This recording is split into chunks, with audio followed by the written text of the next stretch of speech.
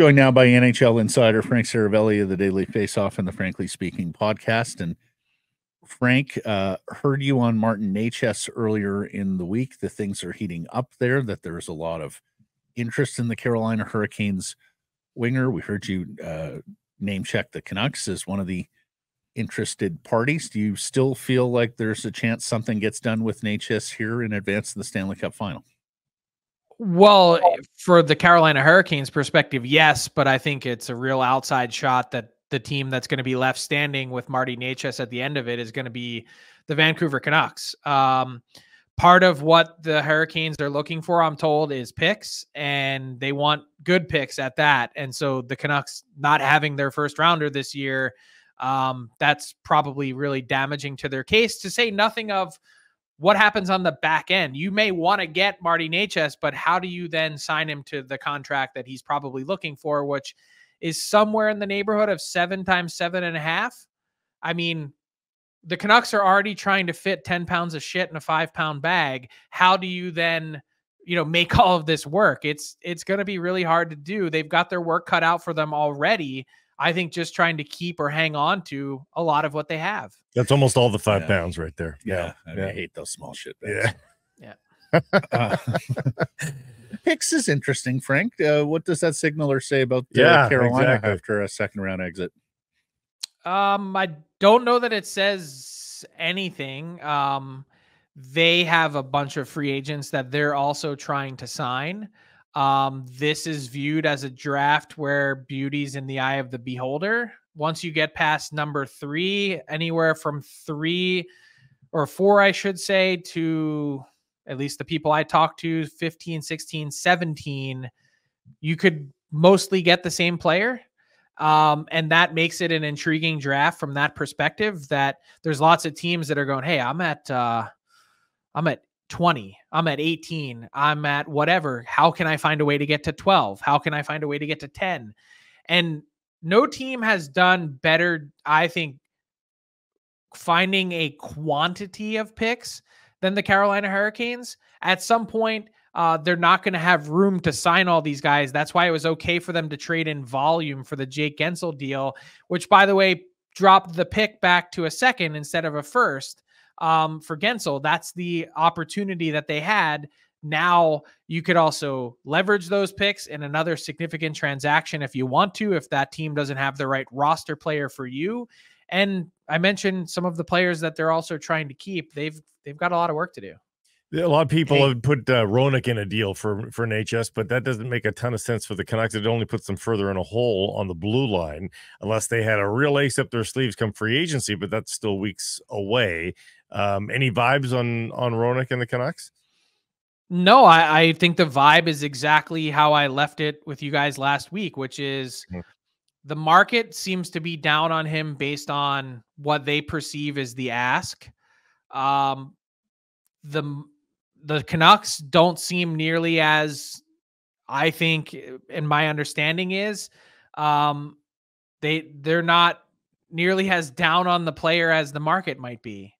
They view the opportunity to either drive his own pair or to play with Quinn Hughes as a significant part of their success this year, a big reason why he's likely to win the Norris Trophy. And now moving forward, it's easy to say, hey, that contract, ooh, man, it might not make us feel great in the here and now, but how are we possibly going to find a replacement for this guy that does all of these things that we already know work? So if the Canucks have to overpay for a player, Hronek's the guy, Frank, in your eyes, of their domestic free agents? He would be for me. I mean, how does Quinn Hughes win a Norris Trophy? It's not that he wasn't a good player before or that he didn't have singular impressive moments this season solely on his own, but that to me is the big difference maker. It's, Rick Tocchet and structure. That's great, important, but the real change from year to year is the addition of Hronek into the equation. That's how I view it. The the two Carolina right shot defensemen, Brett Pesce and our old friend Jalen Chatfield, Are they absolutely out the door? Is there any chance Carolina is re-signing either of those guys? Pesce is absolutely out the door. They have not made any offers to Pesce, at least any bona fide ones, to my understanding. His dad took to Twitter right after the playoffs ended and said, "Thank you, Carolina. It's been great. It's been real." Anytime you see the dad in the hours after a playoff loss, you know that things are changing. It's kind of like Lindholm and talking in past tense about his time in Vancouver. Chatfield, though, is a bit different. They really like his foot speed. They like what he brought to their lineup, his size, his ability to manage the forecheck. They were really impressed with him. I think they were talking a 3-year deal. I think it was somewhere in the range of 2.75 to 3. But that was also going back like 4 months, and I don't know why it didn't get done then. But if I were to handicap it now, I would say with Chatfield that they're probably trying to get their other puzzle pieces together first before knowing exactly what they have left to spend. Boy, between Mr. Necas and Mr. Pesce, the Hurricanes' dad's trip must have been fire. Some dads are really involved. The two of them got together and said, "I'll tell you what we'll do." Don Waddell did say hi to Mr. Necas, but he may be able to say hi personally if Blue Jackets are the team that goes out to get him, because that wouldn't shock me at all. What's the value of Pesce? Because we know he's fabulous at what he does, but what he does is not Norris Trophy caliber. What he does is not going to lead the defenseman scoring race. What's the value of a Pesce in this particular market, do you think? Flawless skater, incredibly intelligent, someone that makes the right read and right play 98% of the time, is rarely ever in trouble. But I think they were looking much closer to $5 to $6 million, and I just don't think with the limited offensive skill set that he's going to be able to command that much on the market, depending on how much term he's looking for. And someone will pay him. It's just not going to be Carolina, and it's not going to be after. That's, another part of their business that I think they do so well. They've paid for the best years of Brett Pesce, and now they're like, "Hey, it was awesome, but we're moving on." What's the crazy number for Pesce? $6 million? Like that's the one that gets it done? I think that's too much. Yeah. Yeah. Really, huh? How easy or difficult is it going to be for the Canucks to replace Dakota Joshua, that profile of player on the free agent market? It's not easy, but it's doable. I think that's going back to you asked the question, is that the one guy the Canucks should overpay for, Hronek? It is to me, because I think that's the hardest position to replace. Right shot defenseman that has guaranteed chemistry with your top defender. That's important. What Dakota Joshua does and the 18 goals that he chipped in, that's important. And the different roles that he plays, the size, the physicality, all those things that come with it, it's nice to have, but I think you can mine that somewhere else. You can find the next one. And it's easier said than done, of course, but that player exists. Like, think about his profile. He was traded for nothing. He was a late round pick. He's a guy that played college hockey. He's a late bloomer, so to speak, in terms of making it to the NHL and being a full-time player. There has to be another one of those out there somewhere. There just does.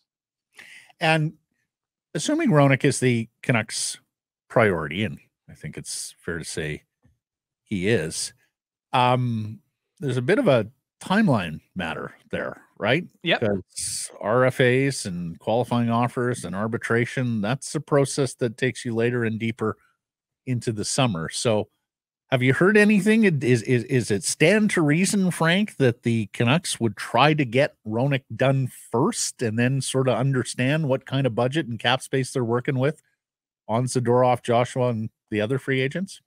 Well, I think that's what makes most sense to me.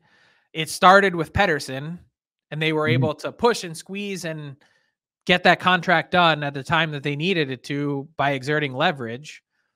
Now the next one is Hronek, and making that defense core, at least stabilizing it in terms of a cap perspective. And then, to your point, knowing what you have left to spend.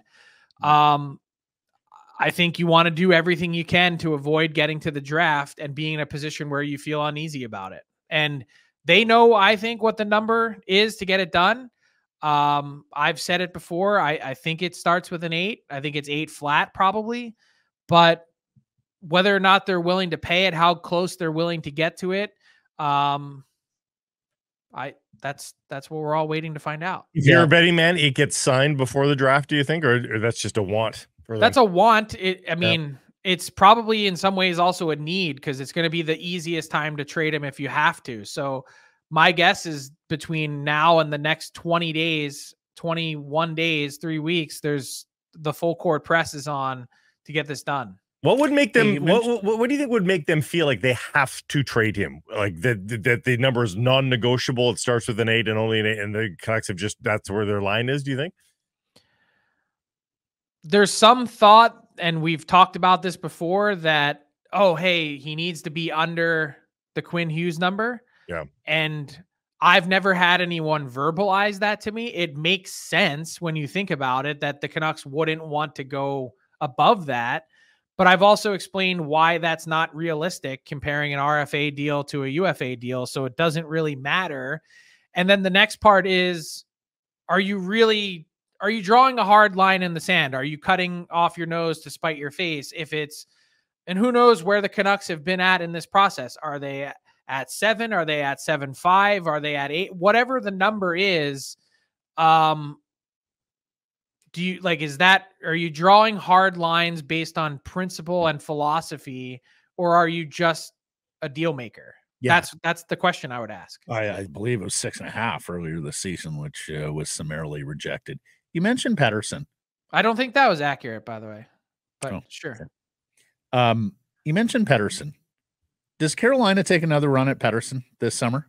I mean, who was driving that? Was that Dundon? Was that the since departed Don Waddell? Was that Tulsky and the other members of the front office? Who wouldn't be dry? I mean, wouldn't you want to get your hands on that player? Like if you have any sniff that he's available, which, by the way, like how authentic was that? And how much was that just a plant to get Pettersson to the table to get a deal done? Yeah.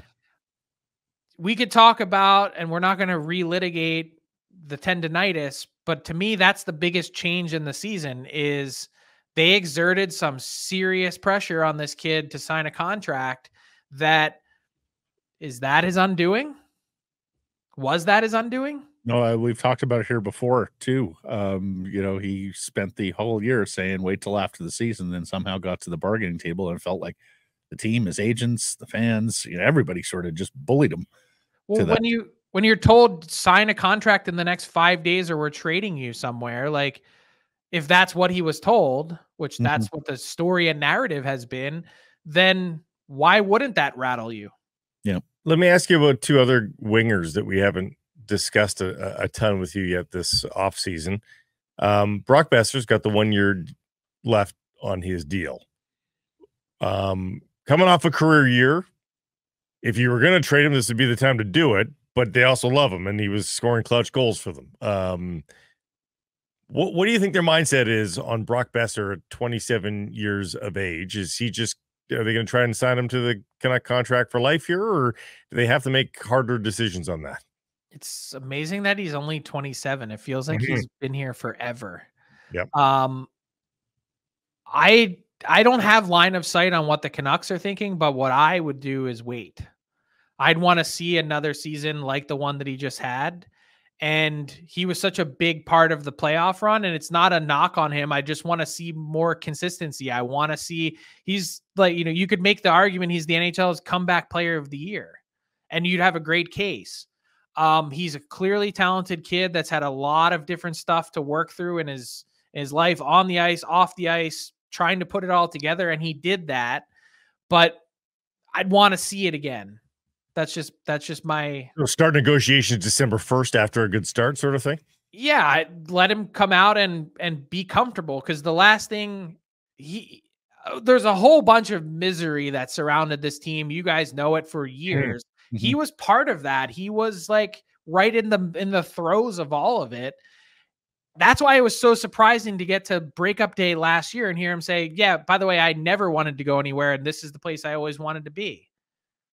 What about Connor Garland at $5 million? A great season for him, heart and soul kind of guy, but 28 years of age. He's got term. He'd be a pretty attractive trade asset, and you free up $5 million in space. And I know some fans are going to be like, "Are you freaking kidding me? This guy was heart and soul." Yeah, but can you win without Connor Garland? Probably you can, and he is inconsistent. And ultimately, the bottom line is not that gaudy a number in terms of actual points produced. So, is Connor Garland a movable asset?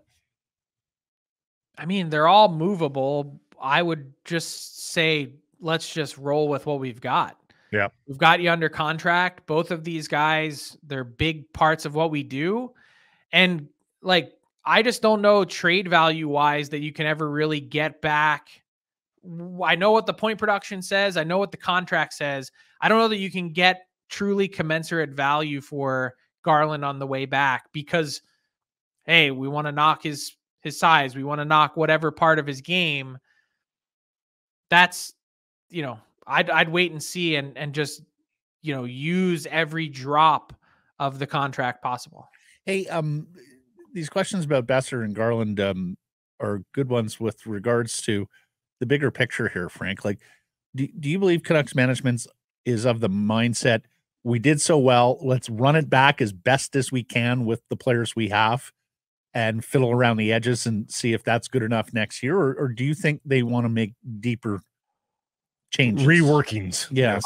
I would lean way more toward reworking and reshuffling and trying something new. Not to say that it didn't work, but you also had a bunch of players that really were kind of playing all at the peak at the same time, right? In terms of their ability. And that adds up for a fun year, but it may not necessarily add up to long-term success. And I think even when you look at the playoffs, this isn't a knock on the Canucks at all, but I think they outkicked their coverage in terms of what they actually are. They had a better run. They went deeper than really probably even their play game to game anticipated or expected that they should. And I don't think management is disillusioned by that. I don't think they're sitting there going, hey, look, we took the Oilers who they could end up winning the Stanley Cup here. We took them to Game 7 and we were one shot away in the third period. That could have been us. That's a fallacy that I don't think Patrick Allvin drinks that Kool-Aid, but we'll see. Yeah, they got away with one, but they're probably not going to get away with one again. And the availability too, Frank, all season long, like very few injuries to deal with of deep consequence. So they got away. They also were aggressive getting to that point, right? Like they made the moves. They saw the window. They took their shot, and it didn't work out. They still had a fun, nice, important run for a lot of reasons, but I don't think that they're sitting here going, hey, our team starting on, paper right now as a Stanley Cup contender next season. We've got work to do. Lastly, speaking of the Stanley Cup, how do you see the series? Man, I think it's truly razor thin. I've waffled myself back and forth. I think whatever case you want to make, it's 52-48, and I could see either way. I think my head would tell me that the Panthers are the better team, that they're the deeper team, that they certainly have the advantage in net.